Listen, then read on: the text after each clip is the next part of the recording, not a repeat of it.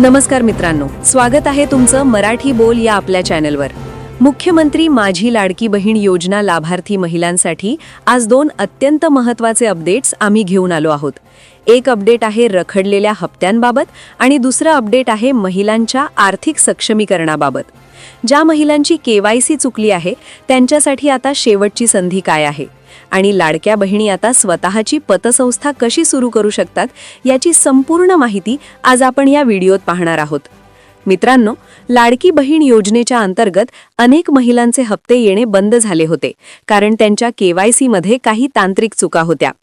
प्रशासनाकडून मिळालेल्या माहितीनुसार ही चूक सुधारण्यासाठी आता 31 मार्च 2026 पर्यंतची मुदत देण्यात आली आहे।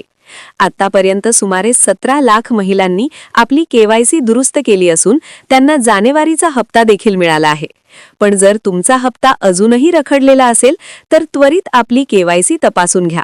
ही दुरुस्ती झाल्यानंतरच तुम्हाला येणारा फेब्रुवारीचा हप्ता आणि मागील थकीत रक्कम मिळू शकणार आहे। जर तुमची केवायसी बरोबर असूनही पैसे येत नसतील तर तुम्ही महिला आणि बालविकास विभागाकडे ऑनलाईन किंवा ऑफलाईन तक्रार नक्की नोंदवा। दुसरा सर्वात मोठा आणि क्रांतिकारी निर्णय म्हणजे लाडकी बहीण योजनेतील महिलांना आता स्वतःची नागरी सहकारी पतसंस्था नोंदवता येणार आहे। महिला केवळ 1500 रुपयांवर अवलंबून न राहता स्वतःचा व्यवसाय किंवा बचत वाढवू शकतील, हा यामागचा मुख्य उद्देश आहे। पतसंस्था नोंदणीसाठीचे सोपे निकष।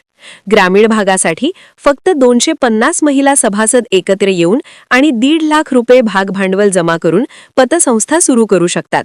नगरपालिका क्षेत्रासाठी 500 सभासद आणि 5 लाख रुपये भागभांडवल।